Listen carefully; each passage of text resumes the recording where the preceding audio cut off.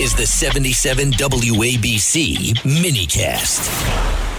James Golden and Snerdley. Dean Kerianis is with us. Dean, the Pope, you heard the quote on AI, and we have other things to talk about American politics, but I do want to spend a few moments on this.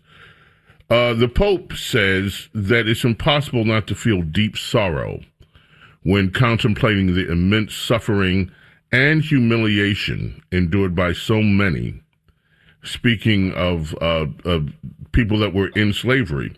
And he's apologized for the Catholic Church's role in slavery, which is a profound role, and not many people know the history of that. For instance, in 1452, Pope Nicholas V issued a papal bull, Dom Devassus, which gave the Portuguese king and his successors the right to invade, conquer, fight, subjugate, take all possessions, including land, of Saracens, pagans, and other infidels and enemies in the name of Christ. The bull also gave Portuguese permission to reduce their persons to perpetual slavery. 3 years later, Romanus Pontifex had the doctrine of discovery. It legitimized the colonial era seizure of land in Africa and in the Americas. And it goes on and on, this history. And the Pope today issued an apology for all of this. Do you think historical apologies mean something, Dean? And how do you look at these sorts of apologies for things that happened now centuries ago?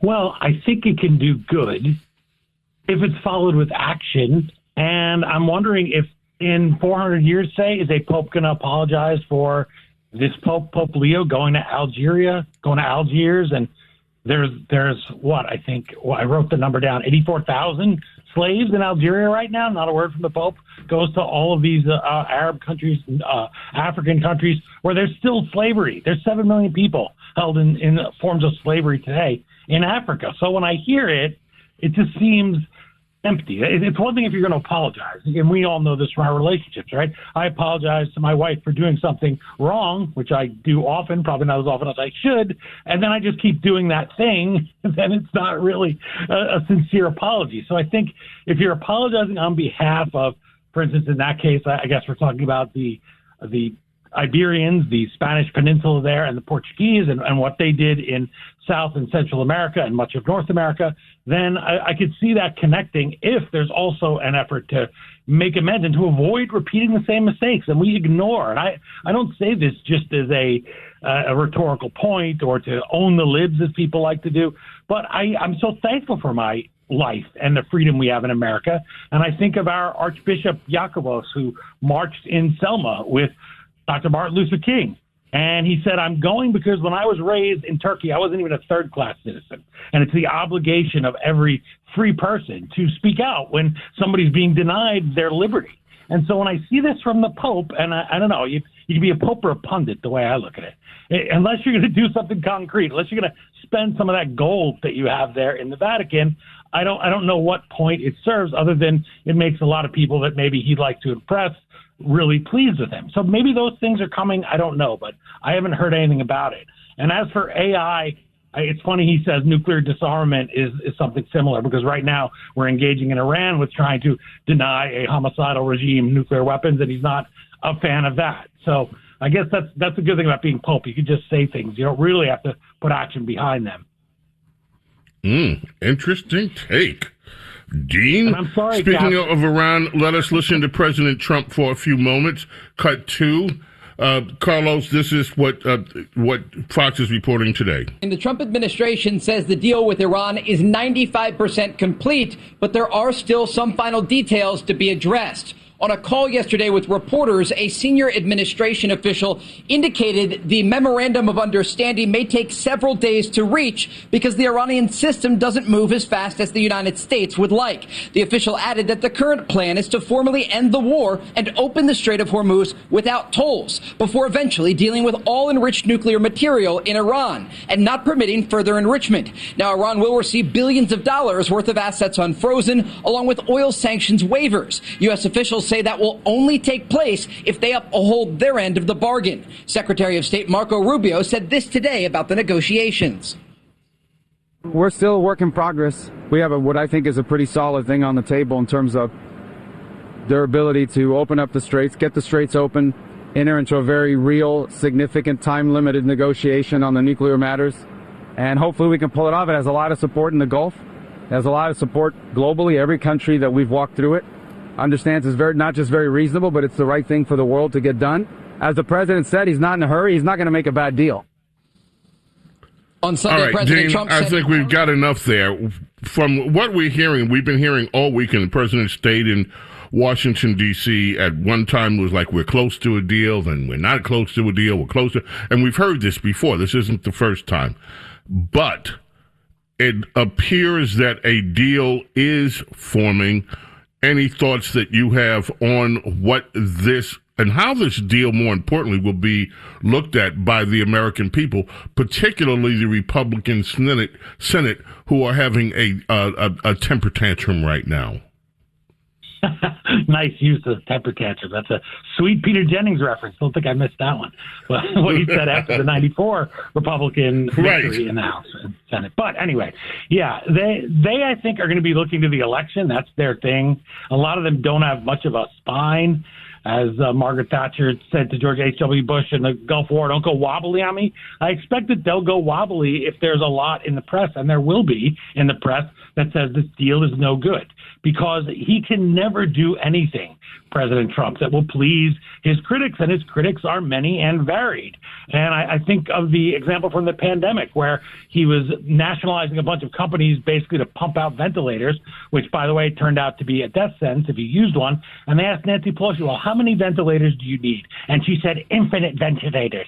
We need infinite ventilators. So it's an impossible bar that they are always going to set. They're so excited about declaring this a quagmire. It was 3 days in, and we've lost fewer soldiers, not that each and every one isn't on Memorial Day a tragedy for those families and a criminal waste of life in the grand scheme of things, but we've lost less than we did when we invaded Grenada.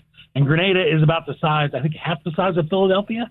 So a little perspective, and this is the same number that was lost just at Abbey Gate during Biden's withdrawal. And if we don't count numbers, I don't mean to reduce the lives lost to numbers, but whatever it is, they're going to say that it's not enough. And that's why it's so important to get people out there like Marco Rubio who can really advocate for the deal. So he has to be on board for it if he's going to advocate for it.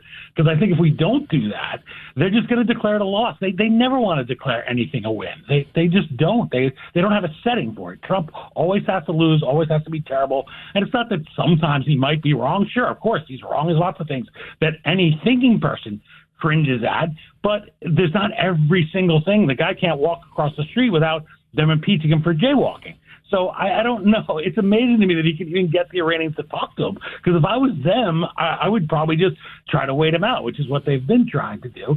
But they see in him somebody who just doesn't care about the public opinion, and that's one of the kind of liberating things, as our colleague, another Rush colleague at the old Rush Limbaugh show, George Pius, Toko, says that Trump is in a unique position. He's not running for re-election again. He had kind of this rest between his two terms to really study up on what he's going to do. And Iran has always vexed the American people. Hillary said she was going to bomb them. Bill Clinton said he was going to bomb them. All the Democrats, everyone said they can't have a nuclear weapon. And he's the first guy not starting this war. They want to say it's Trump's war. They went to war with us when they invaded our embassy. And they blew up our Marines at the Marine barracks. They were giving IEDs to the terrorists in Iraq. They've been killing Americans for a real long time. This is finally fighting fire with fire instead of letting them pick off soldiers here and there one by one. So I hope that it's a good deal. I hope that he doesn't trust them. But I think whatever he does, he has to really sell it, because the press is not going to ever report anything favorably on the guy. And that's why I guess the best position to have is just not care. If you think it's a good deal, pass it. And it has to be better than watching New York City go up under a mushroom cloud someday. Let's move on to the DNC autopsy really quickly. Scott Jennings, who I love, delivered one of my favorite lines on a Cut 11. Carlos, CNN, he was on a panel, Scott Jennings, this on Kamala Harris and the DNC autopsy. Do you see something in that? I mean, is that profound because it rhymes? I mean, look, she doesn't have to be... I do think it was very well said. She doesn't have to be flawless. But she has to give you something. I mean, she's like a true double threat. You know, she's terrible on her feet when she gets unexpected questions. And simultaneously, she can't even answer the expected questions. It's nothing, nothing, nothing. You'd think she'd be prepared to do this by now. You know, what's a mistake you've made? Nothing. What's a weakness you have? Nothing. What's the first law you want to pass? Nothing. What's a policy difference between you and Joe Biden? Nothing. Over and over and over. Empty, empty, empty. If she were an animal, she'd be a duck-billed platitude. But look, it's a total word salad.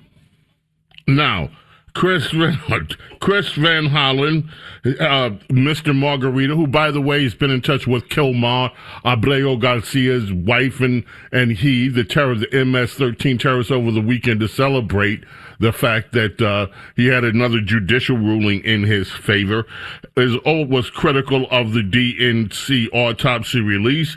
Cut 10, here's Senator Margaritaville, Chris Van Hollen. Well, Nancy, this is a very shoddy piece of work. It's an incomplete piece of work, and I can understand why Ken Martin was reluctant to release it earlier. But as he has said, he owns this problem. He should have just ripped the Band-Aid off earlier and put it out. No, we're 6 months from a very important election, and we should not be changing horses at this time. I will say that the overall thrust of the report indicates that, you know, we should not just go back to the Trump status quo. And I've said from the beginning, it was a failure, obviously, of the Democratic Party to lose to someone like Donald Trump a second time. What do you make of the whole kerfuffle over the DNC autopsy? I thought it was a flap, but yes, it's a kerfuffle the more I think about it. And I look at the key words here are, what did we do wrong? And I love that, and the idea of mistakes, because it speaks of somebody who isn't willing to recognize that sometimes you lose. You know, you're a Cowboys fan. I'm a Giants fan. We're very familiar at this point in the lives of those two franchises with losing. Sometimes you lose. Sometimes you do everything you can and you lose. And then you're supposed to look. This was a Rushism. You know, Rush said, you have to be honest about the reasons you lost or you're never going to fix it. And that's exactly what this is. Like, what do you mean what you did wrong? Sometimes you just do everything that you think of, and your things turn out to be wrong, and you lose. But they don't have really a setting for that, I don't think. It's kind of like that show Parker Lewis Can't Lose, which I usually associate with President Trump in my columns, but in this case, that's how they feel. Like, well, everybody sees Trump and Republicans exactly as this caricature that they've invented of them, instead of recognizing that in politics, which is crazy because they have a lot of political people there, instead of recognizing that in politics, sometimes the opponent isn't seen by the public the way you wish to see them. You know, the Bill Clinton used to drive us nuts right at the Rush show days. And why? Because we would bring up the character, and he had that glint in his eye that said to people, especially the ladies, well, you know, I never made a secret that I love the ladies. Yeah, I never made a secret. That's true. There's a lot of ladies that I liked, but I love this country. That's how the guy came across to people, and you couldn't talk them out of it any more than, I mean, you know, when a man loves a woman, right? It doesn't matter if she's bad. He can't see it. And that was the case with this, and they still can't see it. They're just depending on never, ever being wrong. And that's not a way to win any elections. Well, I'm happy for it. I don't want them to win. I want them to continue to get the wrong messages. Dean, hold on. We got to take a break. When we get back, clip of the day. It is time, ladies and gentlemen, for the clip of the day. It is not related to politics at all. At all. I can only say that. It is so not related to politics. It's totally related to what is wrong in segments of American culture. James Golden Snerdley.